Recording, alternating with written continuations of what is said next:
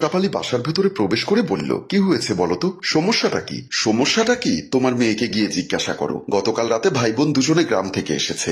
সকাল থেকে আমি সাথীকে ঘুম থেকে ডাকছি, কিন্তু সে ঘুম থেকে উঠছেই না। আর তোমার ছেলে ফাহিম কিছু বললেই হাহা করে হাসছে। এখন রাত 8টা বাজে, এখনো সাথীর ঘুম থেকে ওঠার কোনো নামগন্ধ নেই। ফাহিম তো ছোটবেলা থেকে এমন, কিন্তু সাথীর কি হলো? ও কেন এত সময় ধরে ঘুমোচ্ছে? আমি সেজন্যই তোমাকে বারবার ডিস্টার্ব করছি। যাও তোমার মেয়েকে ডাকো। আশরাফ আলী একটু টেনশনে পড়ে গেল। তারপর অফিসের ব্যাগটা মনিরা বেগমের হাতে দিয়ে মেয়ের রুমের দিকে পা বাড়ালো। সাথীর বিছানার পাশে এসে বসলো। সাথীর মাথায় হাত বুলিয়ে মা সাথী বলে ডাক দিল, কিন্তু সাথীর ঘুম ভাঙছে না। এমন সময় হাসতে হাসতে ফাহিম দৌড়ে এসে বাবার পাশে দাঁড়িয়ে বলল, আব্বু আব্বু, আপুকে ডেকো না, আপু রেগে গেলে কিন্তু তোমার ঘাড় মুটকে দিবে। বলে আবার হাসতে হাসতে রুম থেকে বের হয়ে গেল। আশরাফ আলী কিছুটা অবাক হলো ছেলের মুখে এমন কথা শুনে। তারপর আবার সাথীকে ডাকতে লাগলো। হঠাৎ সাথী শোয়া থেকে উঠে বসলো, ভয়ঙ্কর চোখে তার বাবার দিকে তাকালো। আশরাফ আলী কিছুটা ভয় পেয়ে কাপা কাপা গলায় বলল, কি হয়েছে মা, তুই এভাবে আমার দিকে তাকিয়ে আছিস কেন? সাথী এবার ভরাট পুরুষ কণ্ঠে চোখ বড় বড় করে তাকিয়ে বলল, কিরে আশরাফ আলী, তুই আমার ঘুম ভেঙে দিলি কেন?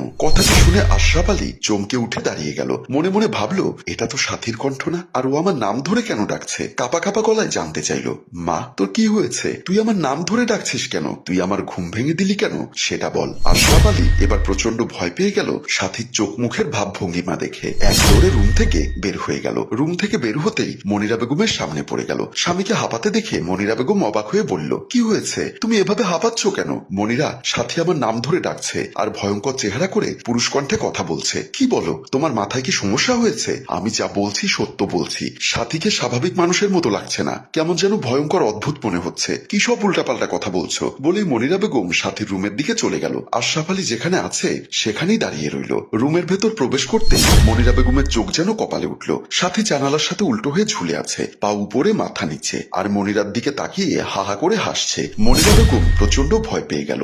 আমতা আমতা করে বলল, মা সাথী, তোর কি হয়েছে? আবারও সাথী ভয়ঙ্কর ভাবে কণ্ঠস্বর পুরুষের মতো করে বলল, এই মনিরা, তোর স্বামী আমার ঘুম ভাঙিয়েছে। আমি তোকে আর তোর স্বামীকে শান্তিতে থাকতে দেব না। বলেই হাহা করে হাসতে লাগলো। মনিরা ভয় পেয়ে দৌড়ে রুম থেকে বের হয়ে গেল। রুম থেকে বের হতে আশরাফ আলী বলল, বলেছিলাম তুমিও ভয় পাবে, এখন তো বিশ্বাস করলে, কিন্তু সাথী এমন করছে কেন? এমন সময় ফাহিম হাসতে হাসতে দৌড়ে এসে বলল, এই কেনর উত্তর আমার কাছে আছে। কি উত্তর আছে বল বাবা।